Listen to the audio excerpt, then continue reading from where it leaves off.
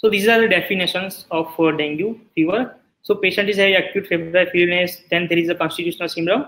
So it is a simple dengue fever.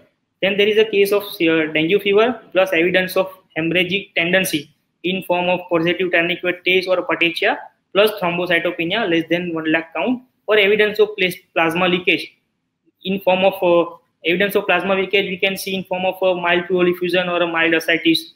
So all these will follow with the rise in the hematocrit more than 20%, or there is a decrease in the pulse pressure more than 20. So this all will lead into the dengue hemorrhagic fever. Then there comes the dengue shock syndrome. In dengue shock syndrome, patient will be hemodynamically unstable, and there will be a rapid and weak pulse, and pulse pressure. In compensated type of shock, there will be a narrow pulse pressure, and in uncompensated shock, there will be a patient will be a non-palpable or a non-recordable, which is a dengue hemorrhagic fever type 4. Again, this is like dengue hemorrhagic fever type 1 with positive tourniquet test, 2 with a spontaneous bleeding, 3 with a circulatory failure but having a rapid narrow pulse pressure, and dengue type 4, dengue hemorrhagic type 4 is a dengue shock syndrome, profound shock with undetectable blood pressure and undetectable pulse. So, presence of following signs requires close monitoring. So these are the signs. All the sign and symptom we did into our spectrum of severe dengue. Patient is having severe abdominal pain, excessive vomiting. Patient is having ultrasensorium confusion or convulsion.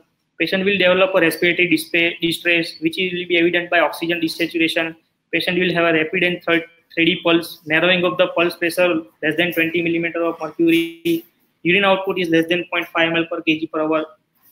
Or there is a laboratory evidence of thrombocytopenia, coagulopathy, rising hematocrit, metabolic acidosis, derangement of the liver and kidney function test due to hypoperfusion of the organs. Here is a chart given in our national guideline for clinical dengue management for a dengue hemorrhagic fever grade 1 and 2. So initially we will see that the patient is having a thrombocytopenia and hematocrit rise is more than 20%. So we will start the IV fluid steroid with 6 ml per kg per hour for 1 to 2 hours, and we will see the response.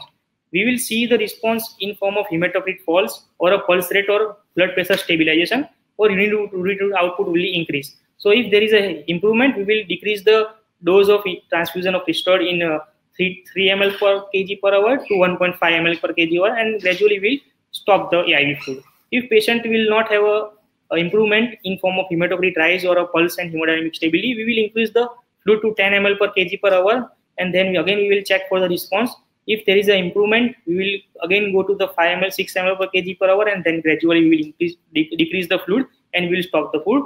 If patient will still not improve with the steroid therapy, we will think of occult bleeding or a refractory shock, and we will start for thinking somewhere is a bleeding is going on, and we'll think of giving a 10 ml per kg of whole blood or a 5 ml per kg packed RBCs.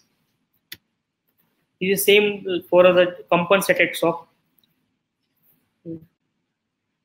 The same for the profound shock. In profound shock, we have to manage oxygen and other parameters. So we have to immediate rapid volume transfusion we have to done in a 10 to 20 ml per kg.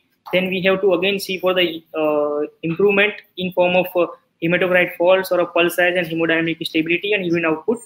Or we have to see no improvement, then again we have to go for a blood transfusion. Still there is no improvement, we can use vasopressors, and we can see for the acidosis, we can see for the calcium and other electrolyte imbalance. So we will correct that